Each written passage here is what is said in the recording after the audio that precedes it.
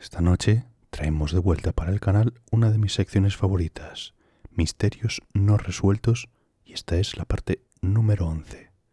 Y en el vídeo de hoy vamos a leer sobre 7 misterios históricos no resueltos. Y el primero es: ¿quién era Jérôme, el hombre sin piernas de Bailly-Sainte-Marie? Jérôme era el nombre que se le dio a un hombre no identificado que fue hallado en la playa de Sandy Cove, Nueva Escocia, en Canadá, el 8 de septiembre de 1863. Lo encontraron con ambas piernas amputadas y cuando los lugareños le preguntaron apenas habló, lo que sugiere que no hablaba inglés ni francés. Al preguntarle su nombre, murmuró algo parecido a Jérôme y así fue como se le conoció. Lo encontró un niño de 8 años llamado George Colin Albright, quien lo llevó a la casa de los Albright en el pueblo de Digby Neck para que lo cuidaran hasta que se recuperase. Ambas piernas de Jérôme habían sido amputadas justo por encima de las rodillas, con indicios de que la amputación la había realizado un cirujano.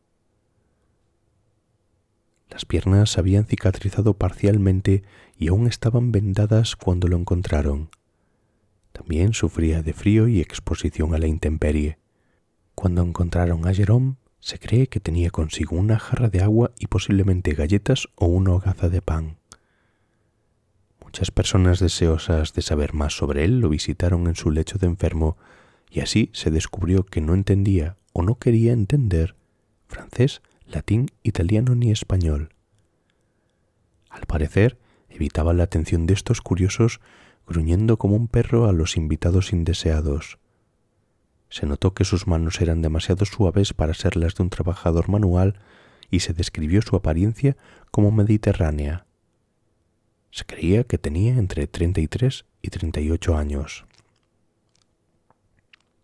Los Albright tenían dificultades para mantener una boca más y Jérôme pasó de casa en casa durante un tiempo hasta que la comunidad, mayoritariamente bautista, de Digby Neck decidió, por su apariencia, que debía ser católico y lo enviaron a la vecina comunidad francófona de Metegan. El gobierno de Nueva Escocia también aprobó una ayuda económica especial de $2 semanales para mantener a Jérôme. La comunidad continuó intentando romper su relativo silencio. Jérôme fue enviado a vivir con Jean Nicolas, un desertor corso que hablaba varios idiomas. Nicolas no logró que hablara, pero Jérôme permaneció en su casa durante 7 años más. Tras la muerte de la esposa de Jean Nicolas, este regresó a Europa y Jérôme se fue a vivir con Didier y Sabet Comeau en Saint-Alphonse-de-Clair, cerca de Metegan. Los Comeau aprovecharon la relativa fama de Jérôme y cobraron entrada para ver al misterioso hombre. Pero a Jérôme no pareció importarle y permaneció allí hasta su muerte el 15 de abril del año 1912, el día en el que se hundió el Titanic. Y su lápida simplemente dice Jérôme. Se ha sugerido que Jérôme era un marinero que pudo haber intentado un motín, siendo castigado con la amputación de una extremidad. Otra hipótesis es que pudo haber sido heredero de una fortuna y que lo eliminaron para dejarle el camino libre a otra persona que reclamaba la herencia. Es posible que las dificultades de Jérôme para hablar estén relacionadas con una lesión cerebral, muy probablemente en el área del cerebro que regula el habla. Jérôme habría sido incapaz de hablar en ningún idioma comprensible. Esto podría explicar su capacidad para emitir sonidos guturales, pero no para imitar el lenguaje humano. Jérôme ha ocupado un lugar destacado en la imaginación popular de Nueva Escocia y se han escrito varios libros sobre su caso. En el año 2008, el historiador local Fraser Mooney Jr. de Yarmouth, Nueva Escocia, publicó un libro titulado Jérôme resolviendo el misterio del náufrago silencioso de Nueva Escocia. En este libro, Mooney ofrece una explicación a los misteriosos orígenes del hombre. Relata que, al otro lado de la bahía de Fundy, en Chipman, Nuevo Brunswick, en 1859, unos años antes de la aparición de Jérôme, se informó de la caída de un joven extranjero a través del hielo del río. Con el paso del tiempo desarrolló gangrena en ambas piernas a causa del accidente y un médico local tuvo que amputárselas. Allí se le conoció como Gambi, probablemente porque al despertar no dejaba de decir gamba, que en italiano significa pierna. Gambi resultó ser una carga para la gente de Chipman y corrió el rumor de que se le pagó al capitán de una goleta que pasaba por allí para que se lo llevara. Es posible que el capitán simplemente navegara hasta el otro lado de la bahía, a Nueva Escocia, donde se convirtió en el problema de Sandy Cove. El relato de Mooney ha sido controvertido. Existen documentos oficiales del gobierno sobre Gambi, y varios testigos contemporáneos afirmaron que Gambi y Jerome podían ser la misma persona.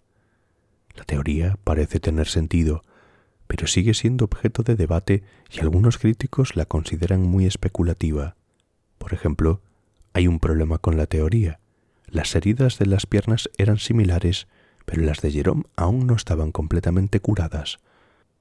A Gambi se lo encontraron en diciembre de 1859 y la operación tuvo lugar en marzo del año 1861.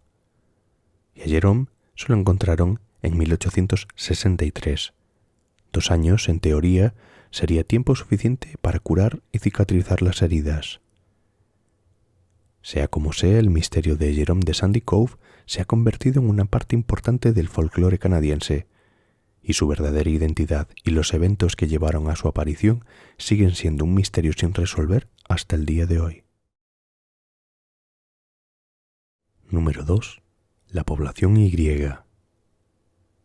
La población Y se refiere a un antiguo y misterioso grupo ancestral identificado en estudios genéticos. La señal genética de este grupo se encontró en algunos pueblos indígenas de la región amazónica de Sudamérica y también los vincula con poblaciones indígenas de Australasia.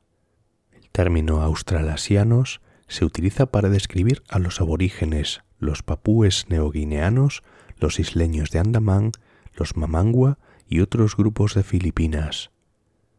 Entre las tribus que muestran este vínculo genético se encuentran los Suruí, los Quiritana y los Xavante, los cuales habitan regiones remotas de Brasil.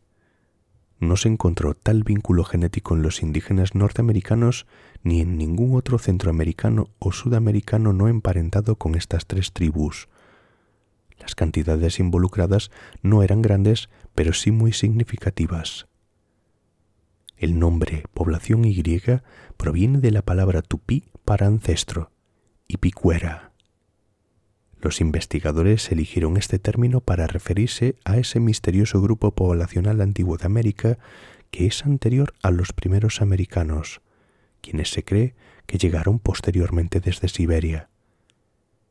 Se cree que este grupo migró desde el este de Asia, posiblemente en una época similar o incluso anterior a la de los primeros americanos que cruzaron desde Siberia. La presencia de la población Y sugiere que América estuvo poblada por al menos 2 grupos ancestrales distintos, lo cual sorprendió a los genetistas, quienes anteriormente creían que todos los indígenas americanos descendían de un único grupo siberiano. Este novedoso modelo genético entonces sugiere que los ancestros de los humanos modernos provienen de 2 poblaciones distintas que se separaron y se reconectaron durante nuestra historia evolutiva. Los nuevos estudios representan el primer esfuerzo importante por analizar sistemáticamente múltiples muestras de ADN humano antiguo de América. Los estudios genéticos del 2015 revelaron que esas tribus amazónicas poseen un pequeño porcentaje de alrededor del 1 o 2% de ADN relacionado con grupos australasianos. Este grupo ancestral no existe hoy como población diferenciada, habiendo desaparecido del este de Asia y de la mayor parte de América, y sus marcadores genéticos solo sobreviven en unas pocas poblaciones remotas y aisladas. Hasta que surgió el misterio de la población Y, los estudios genéticos junto con los hallazgos arqueológicos tendían a apuntar a la conclusión de que todos los pueblos originarios del Nuevo Mundo descendían de un origen común, los siberianos que cruzaron el estrecho de Bering hace más de 15.000 años. Una teoría sugiere que una rama de la población Y migró hacia el sur, a Australasia, mientras que otra rama migró hacia el norte, cruzando el puente terrestre de Bering y llegó a América. Ya sabemos que los ancestros actuales de los nativos americanos abandonaron Siberia como una población estructurada hace aproximadamente 23.000 años, residiendo en Beringia durante el último máximo glacial durante unos 8.000 años y luego comenzaron a entrar en Norteamérica hace unos 15.000 años, cuando el deshielo de los casquetes polares lo permitió. También existen indicios de una segunda división dentro de la población nativa americana original que ocurrió hace unos 13.000 años. Un grupo se dirigió al este, cruzando Canadá, y otro al sur, poblando el resto del Nuevo Mundo. Por lo tanto, un grupo portador de la firma genética de la población Y ya se encontraba en Sudamérica cuando llegaron los nativos americanos, o bien entró después. Pero, si fue después, de alguna manera viajaron a través de toda Norteamérica sin dejar rastro genético alguno. Este descubrimiento puso en entredicho la teoría predominante de que todos los indígenas americanos descendían de una única población fundadora homogénea que había cruzado el estrecho de Bering, lo que sugiere un poblamiento más complejo de América que posiblemente implicó una migración anterior o independiente. Los genetistas están utilizando ADN antiguo para reconstruir los patrones de migración y comprender mejor la historia de las poblaciones humanas. Número 3. ¿Qué fue la plaga del baile? La plaga del baile de 1518 o epidemia del baile de 1518 fue un caso de manía por el baile que tuvo lugar en Estrasburgo, Alsacia, en la actual Francia, por aquel momento Sacro Imperio Romano. Ocurrió entre julio y septiembre de 1518. Cientos de personas se dedicaron a bailar durante semanas. Existen muchas teorías sobre el origen del fenómeno. La más popular es la histeria colectiva inducida por el estrés. Pero no hay un consenso, al igual que también existe controversia en cuanto al número de fallecidos. Se han registrado docenas de casos de plagas del baile a lo largo de la historia, principalmente en Europa entre los siglos XIV y XVII. El fenómeno se repitió varias veces, alcanzando su punto álgido en la región del Valle del Rin, donde existía una fuerte creencia local en la maldición de San Vito. Si bien muchos incidentes quedaron registrados en crónicas, se desconoce el número exacto, ya que la documentación no siempre era completa o consistente. El mayor brote conocido comenzó en julio de 1518, cuando una mujer conocida como Frau Trofea y su hija, Fraulein Enmagots, empezaron a bailar con fervor e incontrolabilidad en una calle de Estrasburgo. Según los testimonios, Frau Trofea comenzó a bailar el 14 de julio en la estrecha calle empedrada frente a su casa de entramado de madera. Por lo que sabemos, no tenía acompañamiento musical, simplemente empezó a bailar. Algunos de los que presenciaron su extraña actuación comenzaron a imitarla, y en pocos días más de 30 personas se pusieron a bailar. Trofea continuó bailando sin parar durante una semana. Los movimientos de las víctimas se describían como espasmódicos, con numerosas convulsiones, y sus cuerpos quedaban empapados en sudor. Sus brazos se agitaban violentamente y algunos notaron que sus ojos estaban vacíos e inexpresivos. Las víctimas colapsaban por el agotamiento extremo, el hambre y la sed, y supuestamente se registraron hasta 15 muertes diarias durante el pico del brote, pero se desconoce la cifra final. Nadie sabe qué causaba esta reacción, lo que significaba que nadie sabía cómo remediarla, y a principios de septiembre el brote comenzó a remitir. Documentos históricos, incluyendo notas médicas, sermones catedralicios, crónicas locales y regionales e incluso actas del Ayuntamiento de Estrasburgo, dejan claro que las víctimas bailaban, pero se desconoce el motivo. Y efectivamente, las fuentes históricas coinciden en que se desató una ola de baile después de que una mujer comenzase a bailar. duró tanto tiempo que incluso llamó la atención de las autoridades, hasta que el ayuntamiento cedió las competencias a los médicos, quienes prescribieron a los afectados que bailaran para liberarse. Se afirma que se remodelaron salones gremiales para dar cabida al baile y que se contrató a músicos y personas para ayudar a quienes sufrían la manía de bailar a mantenerse en pie. Esto resultó contraproducente y el ayuntamiento se vio obligado a prohibir el baile público, ya que la gente bailaba por temor a que fuera un castigo de San Vito, y para liberarse del pecado, muchos se unieron a la epidemia de baile. A quienes bailaban se les ordenó entonces ir al santuario de San Vito, pues se creía que castigaba a los pecadores obligándolos a bailar sin control. Al parecer, perdonados por Vito, se corrió la voz de un ritual exitoso y la plaga de la danza terminó en septiembre, cuando los bailarines supervivientes fueron llevados a la cima de una montaña para rezar por la absolución. Algunas fuentes llegaron a afirmar que durante un tiempo la plaga mató a unas 15 personas al día, pero las fuentes de la ciudad de Estrasburgo de la época no mencionan el número de fallecidos, ni siquiera si hubo víctimas mortales. Las fuentes citadas que mencionaron muertes proceden de relatos posteriores a los hechos. Y hay distintas teorías. Una, la posesión demoníaca. En aquella época, muchos creían que los bailarines estaban poseídos por demonios o malditos. Otra, la epilepsia. Se consideró esta posibilidad, pero se descartó porque la epilepsia no es contagiosa.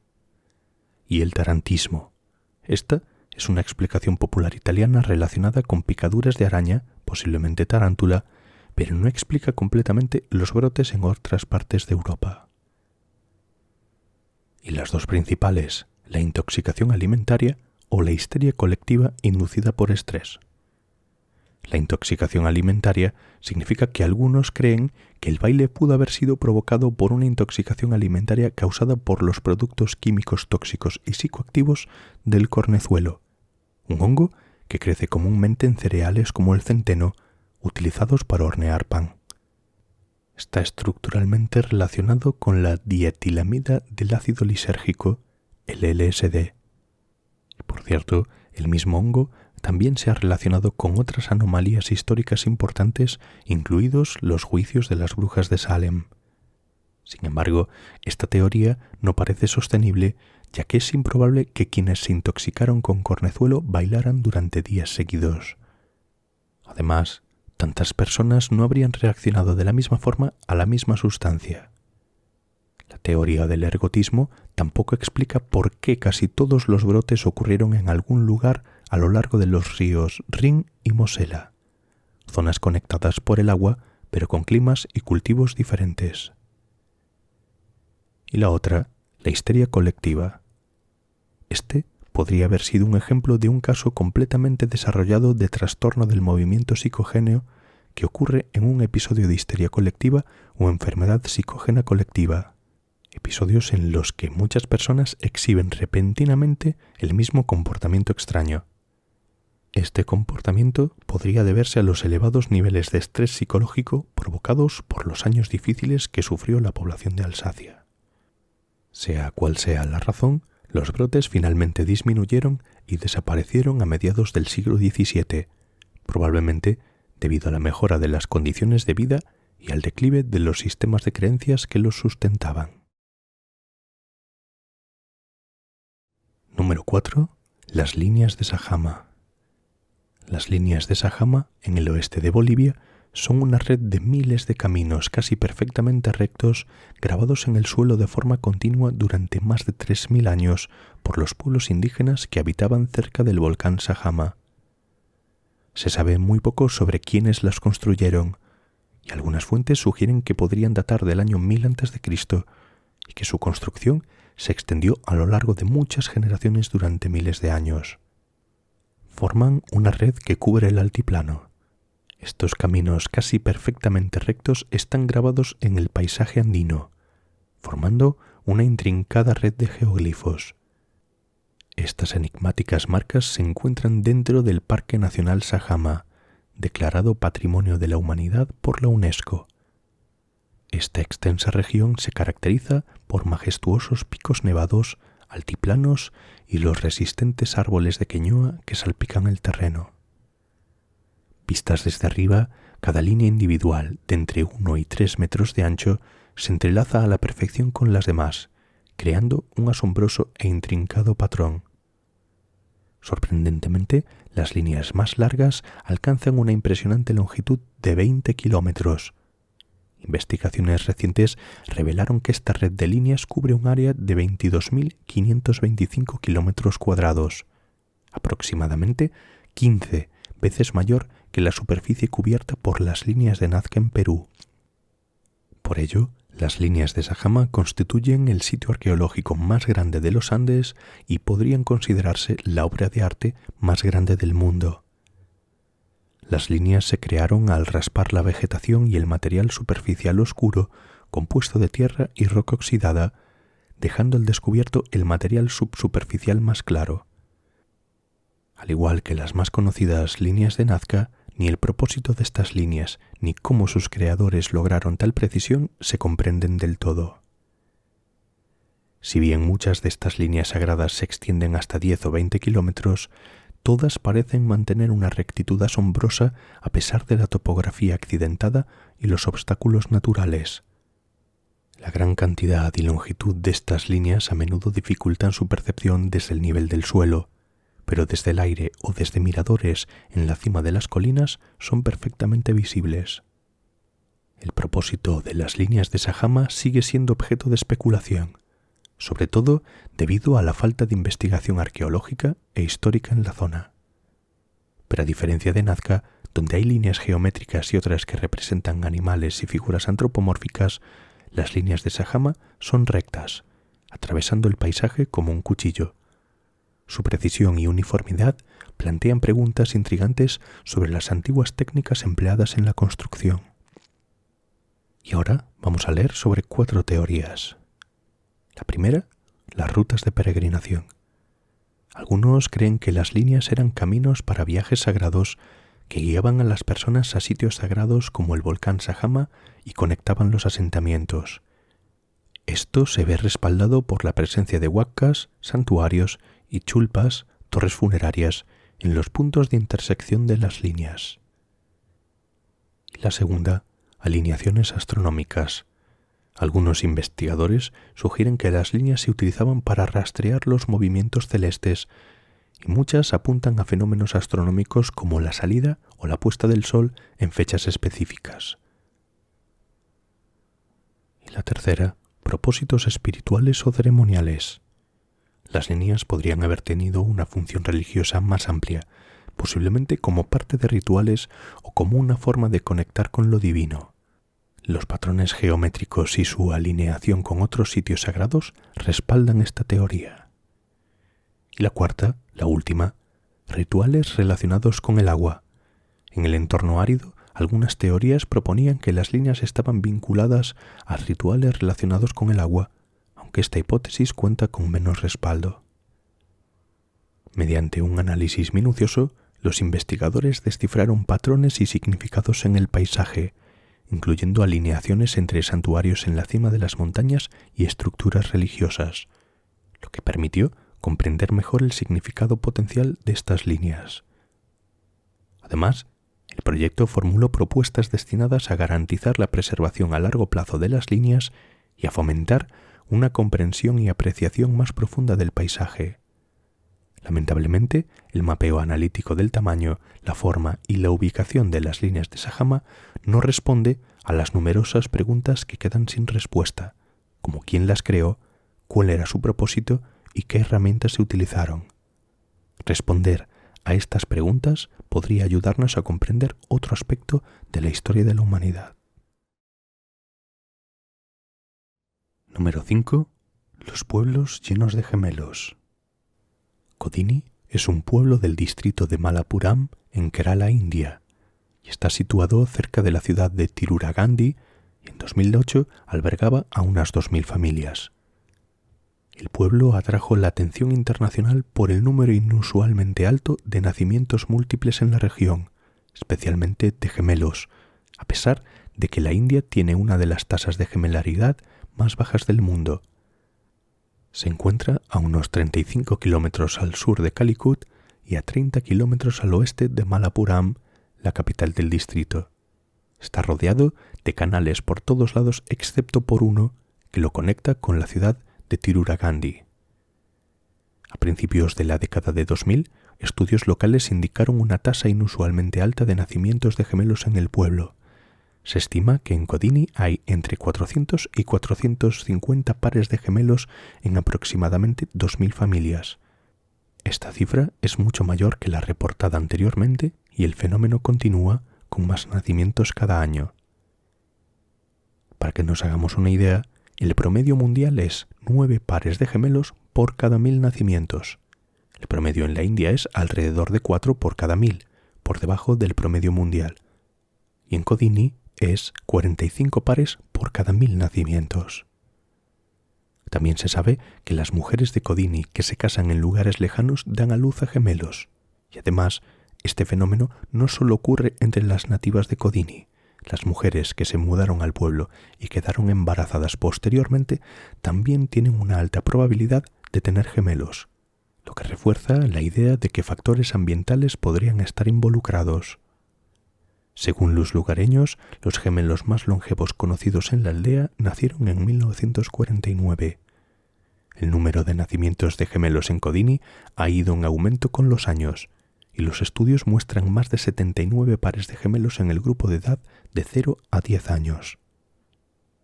Este fenómeno de un gran número de nacimientos de gemelos no es exclusivo de Kodini, y también se ha observado en lugares como en la ciudad de Igbo-Ora, en Nigeria. En esta ciudad, las investigaciones sugieren que los partos múltiples podrían estar relacionados con los hábitos alimenticios de las mujeres de la región. Si bien no se ha observado una relación directa entre la comida y los nacimientos de gemelos, un estudio realizado sugiere que una dieta rica en ñame y yuca, que posiblemente contenga hormonas que estimulan la ovulación, combinada con factores genéticos, podría ser una causa contribuyente. Y un fenómeno similar, de un gran número de nacimientos de gemelos en una pequeña comunidad aislada, se ha observado en Cândido Godói, en Brasil. En este caso, se ha dicho que la población de Cândido Godói es mayoritariamente de ascendencia alemana y polaca y han permanecido relativamente aislados durante décadas. Los estudios revelaron que esto podría ser uno de los factores contribuyentes. En el caso de Kodini, sin embargo, no se ha observado tal relación, ya que no se sabe que los patrones alimenticios de sus habitantes difieran significativamente del resto de Kerala. Los investigadores están examinando diversas causas potenciales, incluyendo la genética, la dieta y factores ambientales presentes en el aire o en el agua. A pesar de las numerosas teorías y estudios científicos, no se ha confirmado una sola causa que explique el fenómeno. Kodini continúa bajo vigilancia científica. La investigación avanzada en genética y biotecnología podría, en el futuro, revelar los mecanismos que subyacen al fenómeno. Mientras tanto, el pueblo sigue siendo uno de los mayores misterios de la biología moderna, atrayendo la curiosidad de visitantes, documentalistas e incluso especialistas en fertilidad, quienes intentan comprenderlo. Número 6. Dogu. Los dogu, que significa figura de arcilla, son pequeñas figurillas elaboradas durante la última parte del período Jomon del Japón prehistórico, del 14.000 al 400 a.C. El período Jomon de la prehistoria japonesa abarcó desde aproximadamente el 14.000 a.C. hasta algún momento después del 900 a.C. El pueblo Jomon era cazador-recolector y aprovechaba los recursos silvestres para alimentarse, aunque también practicaba un cultivo limitado de mijo y legumbres. Los Jomon alcanzaron un grado considerable de sedentarismo y una gran complejidad cultural. Sus ancestros emigraron del noroeste de Asia, la península de Corea, China y el sudeste asiático. El período Jomon se caracterizó por la abundancia de herramientas y joyas hechas de hueso, piedra, concha y astas, figurillas y vasijas de cerámica y objetos lacados. Los dogu proceden exclusivamente del período Jomon y dejaron de elaborarse durante el período Yayoi. Existen diversos estilos de dogu que varían según la zona de exhumación y el período histórico. El Museo Nacional de Historia Japonesa estima que el número total de dogu es de aproximadamente 15.000. Los dogu se fabricaron en todo Japón excepto en la parte de Okinawa. La mayoría se han encontrado en el este de Japón, siendo raro hallarlos en el oeste. Los dogu están hechos de arcilla y son pequeños, generalmente de 10 a 30 centímetros de altura. Los dogu suelen tener rostros grandes, brazos y manos pequeños y cuerpos compactos. Algunos parecen llevar gafas o tienen rostros que sugieren tatuajes y posibles incisiones con bambú. Casi todos fueron rotos deliberadamente por sus creadores. Por otra parte, se han encontrado un pequeño número de figuras de dogu perfectas en fosas y casas, y algunos dogu habían sido reparados con asfalto. Las teorías académicas principales son 4. La primera, símbolos de fertilidad y diosas madre. Muchas dogu tienen características femeninas exageradas, lo que lleva a la creencia de que se usaban en rituales de fertilidad o para representar a una deidad madre tierra, con el fin de asegurar buenas cosechas, partos seguros o la prosperidad de la comunidad. La segunda, magia simpática y curación. La mayoría de los dogu se encuentran rotos, a menudo con extremidades faltantes y en ocasiones en fosas de basura o entierros. Esto sugiere que quizá fueron destruidas intencionalmente como parte de un ritual de magia simpática. Se cree que las enfermedades o la mala fortuna podían transferirse a la figurilla y, al romperla, la aflicción desaparecería. Número 3. Objetos rituales o chamánicos. Las figurillas podrían haber sido utilizadas por chamanes en ceremonias espirituales, quizás para comunicarse con el mundo espiritual o con los ancestros. Las marcas en sus cuerpos y rostros podrían representar tatuajes o escarificaciones con significado espiritual. Y la última, la número 4, objetos protectores. También se sugiere que las dogu podrían servir como amuletos protectores contra enfermedades, lesiones o los riesgos del parto. Desafortunadamente, la escritura fue una habilidad que no se adoptó hasta el siglo VI después de Cristo, mucho después de que se elaborasen los últimos dogu, por lo que apenas existen menciones de ellos en los registros. En consecuencia, todo trabajo académico relacionado con los dogu se basa en suposiciones e interpretaciones de hallazgos arqueológicos, por lo tanto, pertenecen al ámbito de la especulación. Y la última, la número 7, el gigante de Cerne-Abbas. El gigante de Cerne-Abbas es una figura escultórica en una colina cerca del pueblo de Cerne-Abbas, en Dorset, Inglaterra. Con 55 metros de longitud, representa a un hombre calvo y desnudo con la mano izquierda extendida a un lado y empuñando una gran maza con la derecha. Al igual que muchas otras figuras escultóricas en el Reino Unido, el gigante de Cerne se formó mediante zanjas poco profundas excavadas en la tierra y rellenadas con escombros de tiza. El gigante se encuentra a las afueras del pequeño pueblo de Cerne-Abbas, en Dorset, a unos 48 kilómetros al oeste de Bournemouth y a 12 kilómetros al norte de Dorchester. La figura representa a un hombre desnudo y tiene dimensiones colosales, unos 55 metros de largo y 51 de ancho. Está tallada en la empinada ladera orientada al oeste de la colina conocida como Giant Hill o Trendle Hill. En la cima de la colina se encuentra otro hito, el terraplén de la Edad de Hierro conocido como la Zanja. El contorno de la figura está formado por zanjas excavadas en el césped de unos 60 centímetros de profundidad y rellenas de tiza triturada. En su mano derecha, el gigante sostiene una maza anudada o un arma similar a un bastón de 37 metros de longitud, lo que añade 11 metros a la longitud total de la figura.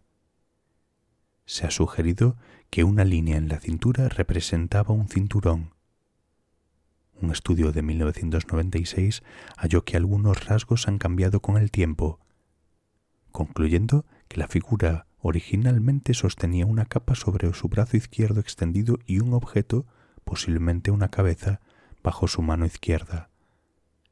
La presencia anterior de una capa fue corroborada en el año 2008, cuando un equipo de arqueólogos, utilizando equipo especializado, determinó que parte de la figura se había perdido.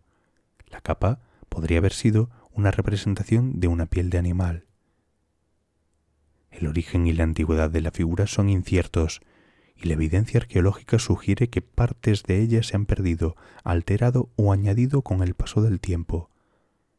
El análisis de sedimentos sugiere que el gigante fue creado entre los años 700 y 1100 después de Cristo, lo que apunta a un origen anglosajón tardío. Las conchas de caracol microscópicas encontradas en los mismos estratos incluían especies introducidas en Gran Bretaña durante la Edad Media, lo que respalda los resultados de la datación. Sin embargo, los registros escritos más antiguos datan en realidad del año 1694. Ninguna de las fuentes anteriores de la zona, incluyendo un detallado estudio de las tierras de la abadía de Cerne de la década de 1540 y un estudio de tierras del año 1617, menciona al gigante, a pesar de señalar otros puntos de referencia. Así que la referencia escrita más antigua conocida es una entrada del 4 de noviembre de 1694, en las cuentas del sacristán de la iglesia de Santa María en Cerne-Abbas, que decía: por reparar el gigante, 3 chelines. La brecha entre la evidencia arqueológica y el primer registro escrito ha dado lugar a la teoría de que la figura pudo haber sido cubierta por la hierba y posteriormente redescubierta y repintada con tiza. Y ahora vamos a las posibles interpretaciones. Los historiadores del siglo XVIII no pudieron descubrir el origen de la figura. Decían que los lugareños no saben nada más del gigante que la tradición que lo describe como una deidad de los antiguos britanos. En la década de 1760 se registró que los lugareños se referían al gigante como Elis. Algunos han planteado la hipótesis de que Elis era una forma deformada de Hércules, una sugerencia que ha encontrado respaldo. El gran parecido de los rasgos del gigante con los atributos del héroe clásico Hércules, generalmente representado desnudo y con una maza anudada, se ha visto reforzado por el descubrimiento más reciente de la posible capa, ya que Hércules solía representarse con la piel del león de Nemea sobre el brazo. Otra idea es que la figura representase a un dios anglosajón conocido como Hel o Helith, y que la cercana abadía de Cerne se fundó en el año 986 después de Cristo para convertir a los habitantes locales que aún eran paganos. Es posible que los monjes de la abadía posteriormente reinterpretaran la figura como su santo local Eadwald para apropiarse de la iconografía pagana. Durante siglos, historiadores y arqueólogos se han preguntado sobre los orígenes del gigante de Cerne-Abbas, y los investigadores destacan que la identidad del gigante estuvo sujeta a reinterpretaciones a lo largo de los siglos, reflejando las perspectivas cambiantes de quienes interactuaron con él. Los futuros hallazgos proporcionarán una comprensión más matizada de los orígenes, el propósito y el significado del gigante de Cerne-Abbas. Y hasta aquí el vídeo de hoy. Gracias por hacer clic. Dejadme vuestra opinión en los comentarios y nos vemos en el siguiente.